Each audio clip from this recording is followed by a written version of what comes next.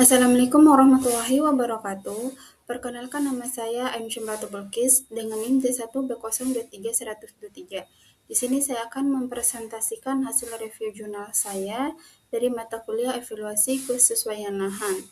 Adapun presentasi yang akan saya lakukan ini itu hasil review jurnal yang sudah saya lakukan, yaitu yang berjudul tentang evaluasi kesesuaian lahan tanaman tebu di lahan pasiran Cangkringan, Yogyakarta.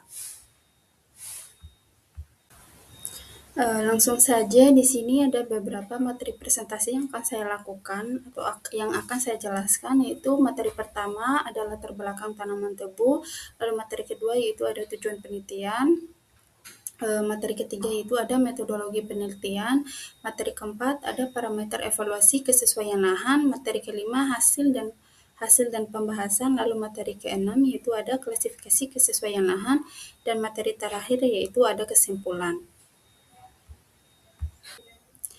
Oke, langsung saja di sini saya akan menjelaskan latar belakang tanaman tebu, di mana tanaman tebu sendiri merupakan komoditas utama penghasil gula yang kebutuhannya terus meningkat, sehingga perluasan areal tanaman hingga ke lahan marginal tidak dapat dihindari. Namun, penggunaan lahan yang tidak sesuai dengan persyaratan tumbuh tebu dapat menurunkan produktivitas dan kualitas lahan.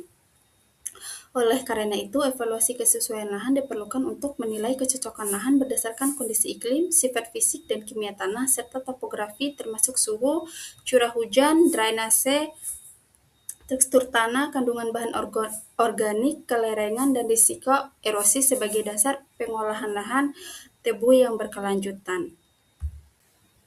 Selanjutnya di sini ada tujuan penelitian, di mana penelitian ini bertujuan untuk menilai tingkat kesesuaian lahan bagi komoditas tanaman pada lokasi penelitian, mengidentifikasi faktor-faktor pembatas kesesuaian lahan, serta menyusun rekomendasi pengelolaan lahan berdasarkan kelas kesesuaian lahan aktual dan potensial. Oke, selanjutnya di sini ada metodologi penelitian, di mana metode yang digunakan yaitu survei lapangan, analisis laboratorium tanah, serta metode matching dan deskriptif untuk menentukan kelas kesesuaian lahan. Oke, di sini saya akan menjelaskan parameter evaluasi kesesuaian lahan, di mana parameter yang dianalisis meliputi suhu dan curah hujan sebagai faktor iklim, kemudian drainase, tekstur tanah, kedalaman efektif tanah, serta kandungan bahan organik sebagai faktor kondisi tanah. Selain itu, topografi, kelerengan, dan risiko erosi juga dianalisis untuk mengetahui kondisi permukaan lahan. Seluruh parameter tersebut saling berkaitan dan digunakan untuk menentukan tingkat kesesuaian lahan bagi tanaman tebu.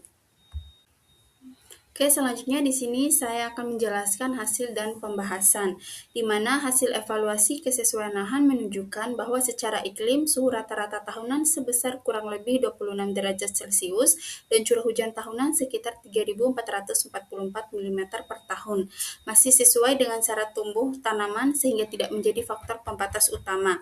Namun demikian, keterbatasan kesesuaian lahan dipengaruhi oleh sifat fisik dan kimia tanah, khususnya kondisi drainase yang tergolong terhambat akibat tekstur tanah geluh pasiran dengan kedalaman efektif 50-75 cm yang menyebabkan rendahnya ketersediaan oksigen dan air bagi perakaran.